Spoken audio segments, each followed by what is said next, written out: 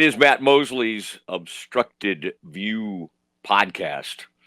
And today we're getting you ready for Baylor, Iowa State. A lot on the line. Everything is in the context right now of the future for this staff, the future for Dave Aranda, and really the future for recruiting. A lot of the 2025 class, it kind of hangs in the balance. Seems like so far have kind of been able to keep that intact. I think when things really, if they went the wrong direction, you would see some folks head for the exits. I think they're solid at their 2025 quarterback, the young man, our man Ed from Coppell, Edward Griffin. And a bit of good news before we just delve too far into this football, the Bears, with a huge recruit, they get a verbal commitment yesterday from Tunde Yesufu, who plays out in California now and is a 5-star, 6'5" man that can kind of do it all. Will step on campus, be tremendous on defense, kind of sneaky good at the three-pointer, slasher, can do a lot of things, and I think he's decided Baylor's the best place to prepare him for the NBA, where he wants to end up, like a lot of players. But this now is like 5 straight years for the Bears with 5-star picks going back. To Keontae George, and even before that, Kendall Brown was a 5-star, and then after that, Jacoby Walter. And it just goes on and on and on. And of course, Yves Missi turned out to be an unbelievable one and done player for the Bears. And believe it or not, Jeremy Sohan, who was a lottery pick, was not even considered. He was barely like a top 100 recruit, and ended up being a one and done player for the Bears. So Scott Drew continues to be on an extreme roll, and I wish we weren't. I'm excited for basketball season, but when you are this locked into basketball season, it's usually not good news about your football team. And that's where Baylor sits at 2-3. Are they better? Are they more talented? Do they feel more competitive this year than last year? Sure. But again, with a horrific ending to the Colorado game, and then to fall behind big at BYU, this thing is trending in the wrong direction. Let me first of all tell you what I'm seeing with the Big 12. There's blood in the water. It was about, with Texas and OU leaving, who was going to establish superiority. I mean, the door was open. Who was going to walk through? We thought Utah with Cam Rising. Cam Rising has turned out to be a very brittle player. I don't really question his toughness. I question the school's inability to sort of be forthright about their injuries. I love Kyle Whittingham, love what he's done, but to continue to act like he's like day to day or week to week when he's not, I think has been a little bit embarrassing for the conference and for Utah. And so I think even Utah fans are sick of this roller coaster they're on. Zach Wilson's younger brother, who has taken over at quarterback, is not ready for prime time, and that's why they lost last week against Arizona. So that said, it's opened up the conference race, and the team that the Bears face, man, I was just hearing their captains, I just watched a lot of what Matt Campbell had to say. He just became the winningest coach ever at Iowa State, and the joke would be, well, that doesn't take much, right? Because they haven't won a whole lot.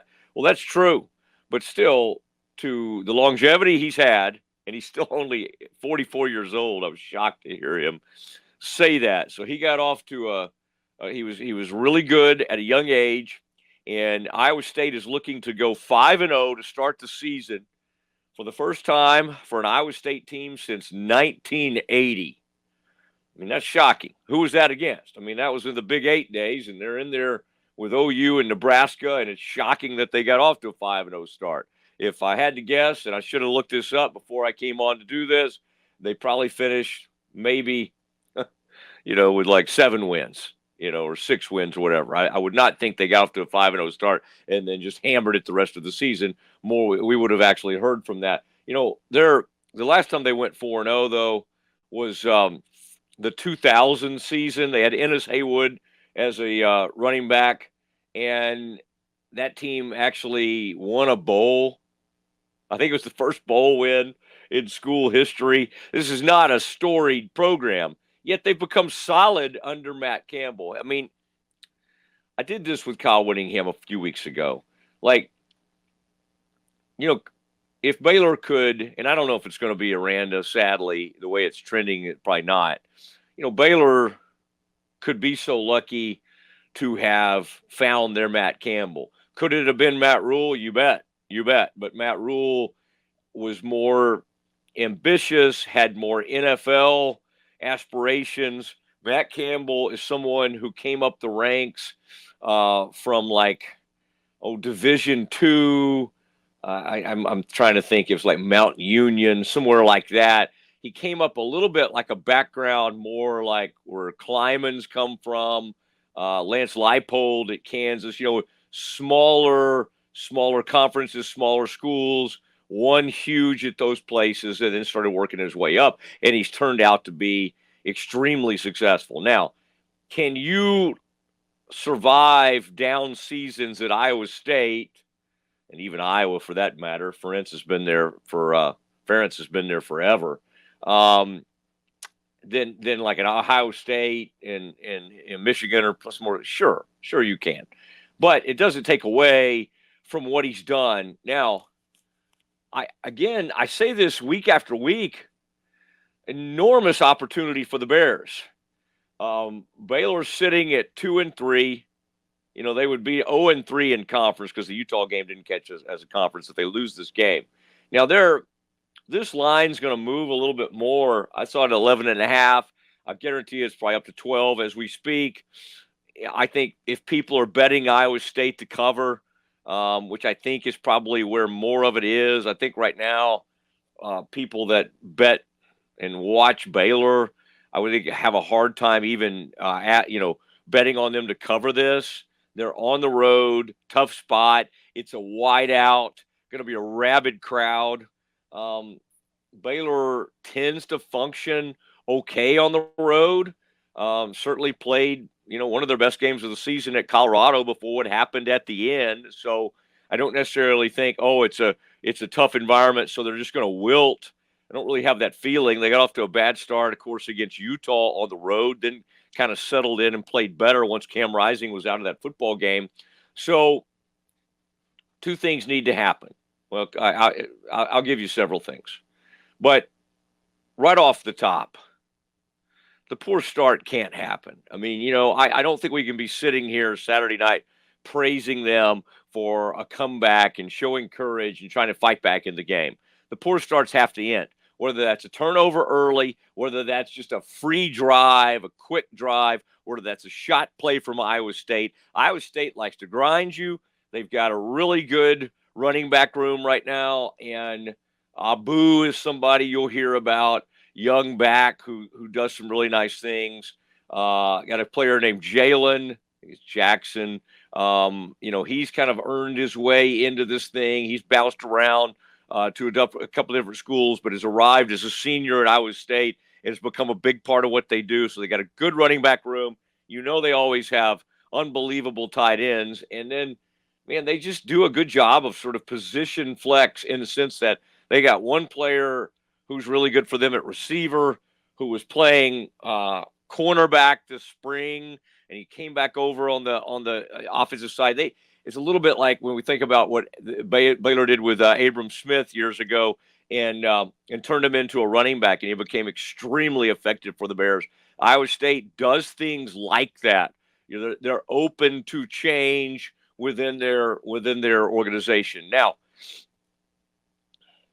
the Bears, these poor starts are what gets a coach fired. You don't, at the end of the season, they're not going to go, well, they sure did have a lot of spirited comebacks. They didn't win those games, but they had a lot of spirited comebacks. No. Coach is going to get fired if they get to that point. They need to go win a ball game on the road. They got nothing. I mean, they're not expected to win. They're almost 2-touchdown underdogs, and so there's no reason to go in there tight. I mean, you got to go in there with your hair on fire. Now, I think sometimes we think as media, as fans, oh my gosh, how could they recover? Heartbreaking loss to BYU, heartbreaking loss to Colorado. Well, maybe they'll get mad. Maybe they're actually angry. Maybe they have a little more swagger than we give them credit for. Hal Presley has emerged as a great leader on offense. You know, Ashton is tremendous at can make plays. Monterey Baldwin has shown he can make incredible plays for you. Katron Jackson. I mean, there's several ways you can go. They get Michael Trigg. They get Steve Linton back from suspension.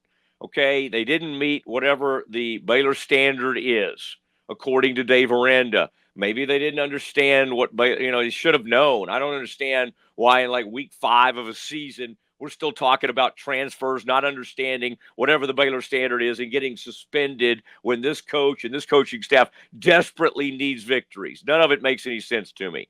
Garmin Randolph is back, believed to be back for this game. So they're going to have size. They're going to have people coming off the edge. Randolph can rush. Linton can rush. Trevin Maye is tremendous. He's really played well this season. Jackie Marshall the same along that defensive line. You know, who's going to be there in the middle? Well, Linus, who transferred in from Texas Southern, I believe, massive dude, made a big interception, helped them get back in that game. Part of my recipe for getting the upset win, hey, go down fighting, Aranda. Go down fighting with your young players. You sold yourself on all these young guys. Hey, watch Kyler Jordan. Watch Caden Jenkins. Caden Jenkins is another player who was out with an injury. Hopefully he's back. I think Baylor's now sort of indicating that he may not be. But again, you have Carl Williams, back there. You have who really can do a nice job for you back there at safety. Has some characteristics that remind you of some Baylor greats. Hey, in this game, trust in Corey Gordon, the young man from Oklahoma, who has been up and down this season, but made a big interception, made a game-changing play. I mean, are they going to give up some mistakes? Did you see Reggie Bush II give up a touchdown? Yeah, you did. But you threw him in there, and he was doing the best he could. And I'm just saying, sink or swim. I mean, again, with all due respect, I mean, we've seen enough of a safety like Devin Lemire out there kind of getting lost in space, losing his man, not good in coverage, and just not making the plays that he's needed. I like Devin, but again, sink or swim with all these guys that basically got you back here. All right, some of these young players, and then some of these more seasoned guys like Matt Jones. I mentioned Linton, the transfer, Randolph, all those guys. You have a pretty good rotation right now at linebacker and in your defensive line. Now, Brooks Miller, maybe you get Jaquez Evans back, another transfer. I didn't even mention Keaton Thomas, another transfer. That, again, I think what Baylor has put together is this. A pretty talented group of players that, for whatever reason, doesn't always buy into this Aranda, do your 111th, do your job, to use an old, Parcells, and it was passed down from Al Davis. And then, of course, Belichick. Do your job. I mean, it really comes down to that. And I think what's happened a lot this season at times, people are trying to make explosive plays. Maybe I can be the hero, all of that. What you can't be talking about after this game is love the fight. Love the fight. Love the competitive. Well, that goes without saying. I mean, the one thing I don't think we'll ever say about an Aranda coach team is the thing that fans love to say when they're trying to fire a coach is they quit on him. I don't think they're going to. I mean, I really do think they play for him. They play for the university. They play for themselves. They do the proper things, but it's not enough. It hasn't been enough. Like, nobody cares what the effort is if you get off and you're down 21-0, or you get back 28-7. And then it's like, oh man, look, they came back, they fought back. So this is not a progression thing of last year they got blown off the field. This year they're more competitive. Let's give this group another chance. Dave Aranda is trending toward getting fired. The thought was, give him another year, see what he could do, and then you're back in the market.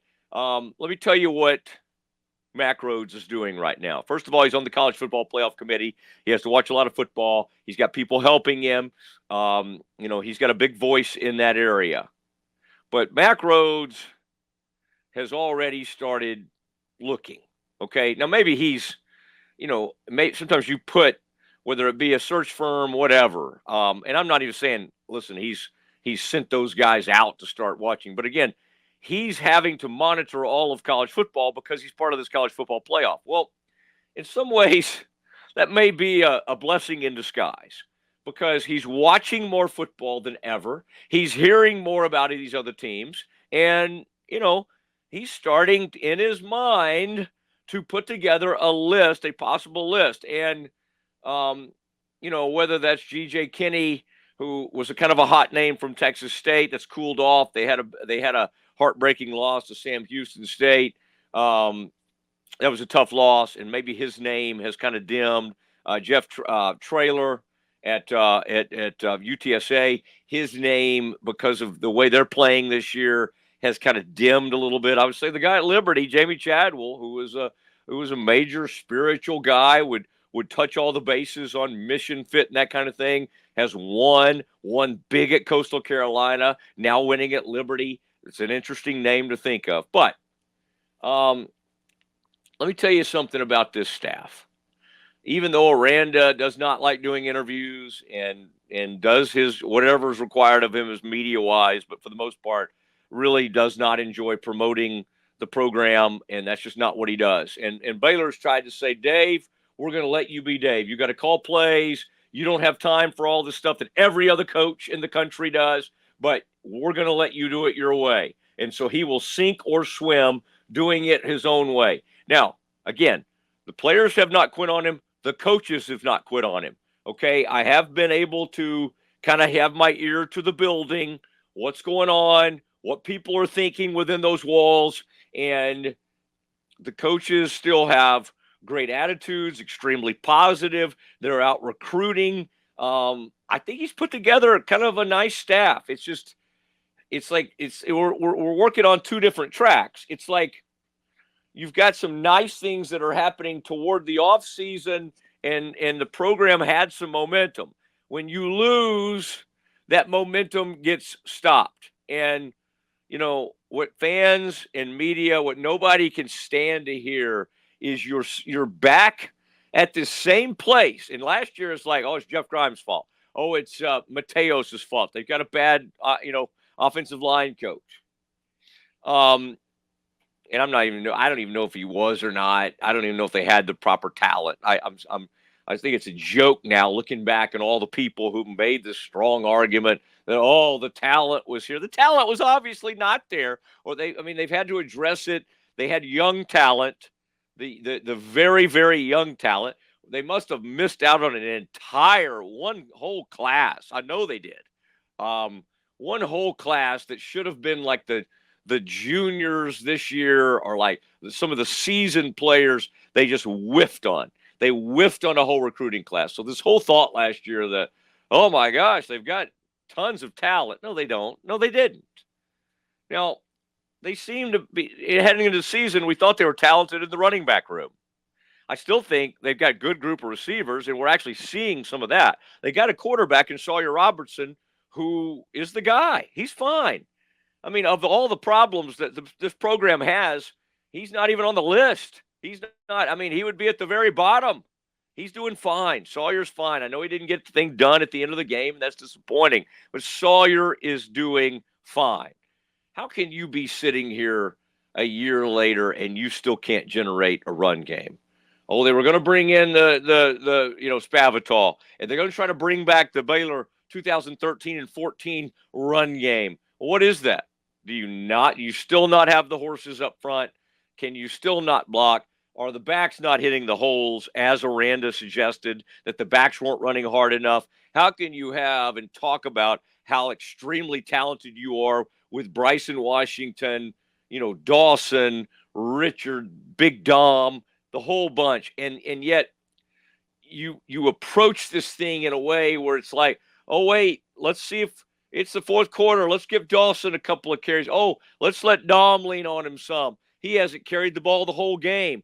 Where is your rotation? Where is your rhythm? What can you do to get a run game going? I like Dave. I like Aranda, but he's headed the wrong direction. Now, what would a win in Iowa State do? Whoa. It would reset this thing. It would give them a great feeling going into the bye. It would change the entire trajectory, and then it would set up a really fun meeting with Texas Tech. So it would keep the Wolves at bay, and it would settle things down in a huge way. Are they capable of winning? Well, it's hard to say. I mean, like, literally, since the great season where they won the Big 12 championship, they're like 6-17 against D1 teams. They're horrible on the road. They're horrible at home. Like 6-11 since then at home. Please. And some of that was against, of course, I mean, I'm counting, I guess, Long Island and Tarleton and some of that stuff. Air Force was really down this season, and of course they were horrible in the first half of that game. Let's think about that. Horrible first half against Utah. Horrible first half against Air Force, and mainly because of the turnovers in that one. Horrible first half against BYU. Who is this team? I guess a horrible first half team. Can they start to turn that around here? Tremendous opportunity for a coaching staff, a team of players, the whole program to regain and some credibility, some shred of credibility. And 3-3 settles this thing down in a heartbeat. What do I think it'll be?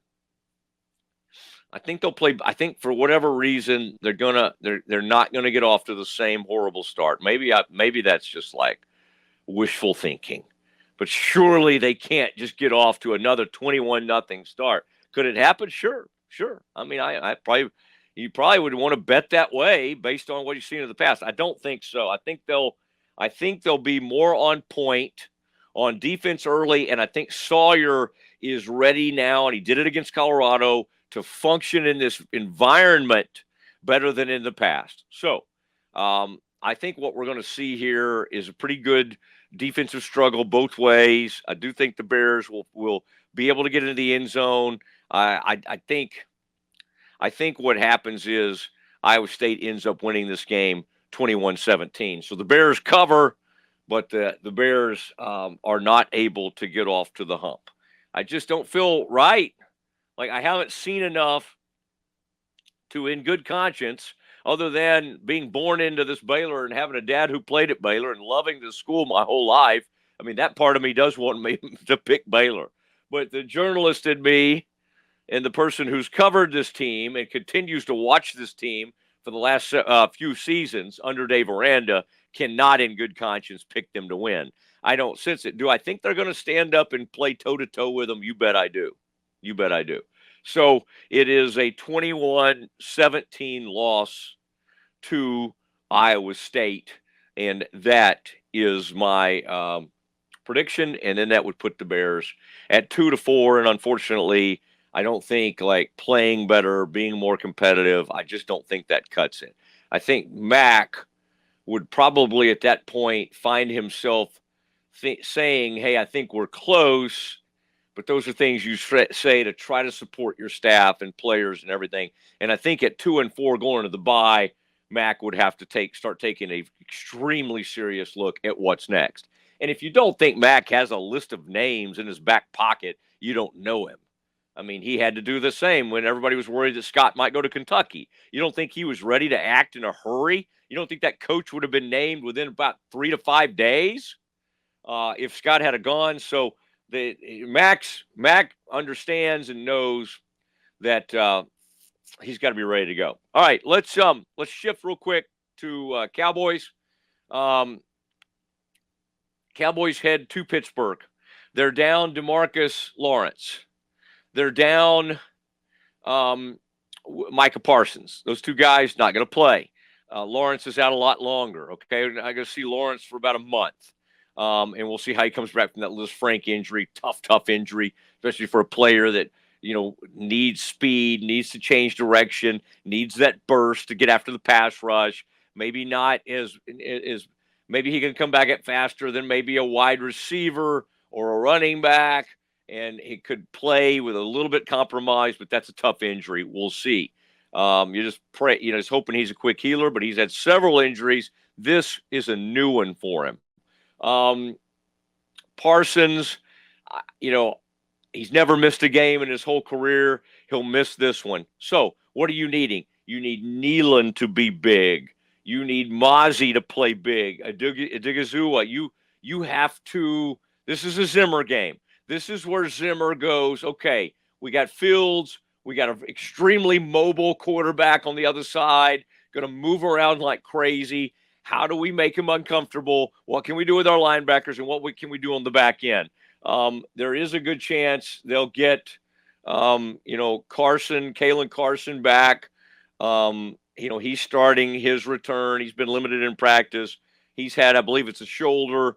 That would be huge because they were doing piecemeal and they were struggling on the back end. So you could have your three starting cornerbacks, and Deron Bland is on the verge of coming back. If you put Diggs, Bland, and Jordan Lewis back on the field, at least you have some part of your team that is really, really good. And that would be tremendous cornerback play. You have three Pro Bowl types, two like all-pro types, especially with the numbers Deron Bland put up last year to go with what Diggs has done in the past. So it's weird. I've seen the Cowboys in this spot. I don't think it's a horrible spot for them because nobody thinks they're going to be able to pull it off. We don't exactly know what the Steelers are. They're 3-1. They're coming off a tough loss. I think it was to Indy, 27-24. They've been pretty good. But I don't think they're as good as the Ravens. And I don't think they can light it up offensively like what the Saints did to the Cowboys. And I know the Saints have kind of slowed down since what they did to the Cowboys, but I don't think the Steelers have that kind of firepower.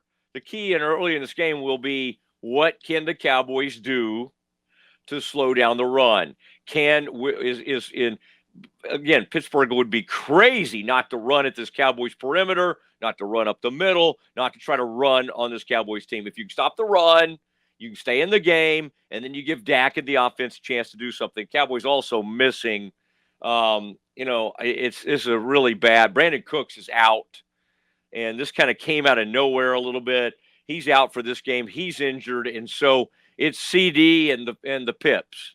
It's CD and Jalen Brooks, Tolbert, maybe bring up Flournoy, work your man Turpin in there a little bit. He can help you a little bit in the passing game, try to get out in space, maybe take the top off, do something downfield a little bit. So is it a great situation? No, it's not. But let's not act like Cooks had been just lighting the league on fire. It's nice to have him. It's tough not to have him. But they do have other receivers. Maybe they can get the job done. Do they have any running backs? I don't know. Dowdle, Zeke. Let's see how they do in that environment against the Pittsburgh Steelers. It is a rivalry game to people of a certain age. My man Mike, who's producing this podcast, he is of that certain age. I'm almost of that age because I was pretty young in those first Super Bowls. I was alive. Let's put it that way. I had come into this world for it. But then, of course, the Cowboys won the one Super Bowl 30. And so, again, the Steelers, Cowboys, what formed in the 70s, for some parts of the fan base, there's still something that happens when you see that black and gold. And so, again, I didn't mean to age my man Mike. I'm right there with you, Mike. But this will be fun, and I think I think the Cowboys. This is going to be where I shock you. I think the Cowboys find a way and get a big road win and win this game 27-24.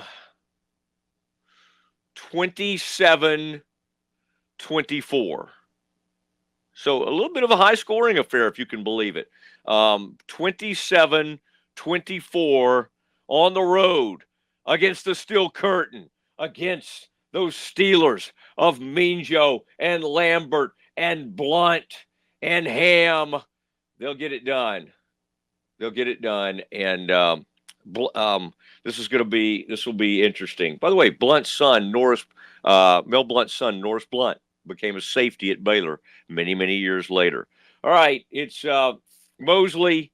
It is Obstructed View. It's the Rogue Media Network. Thank you for being a part of this. We love, by the way, if you're out there and you want to be a part of this from a sponsor angle, we've just had a certain hotel group who's wanting to get involved with us. We're very excited about that, and we're open to this. We're open to that. You know, I'm not above teaming up with a couple of sponsors, but thank you for being a part of this. It is Obstructed View. I'm Matt Mosley. On behalf of my man Mike Hamilton, everybody have a great one.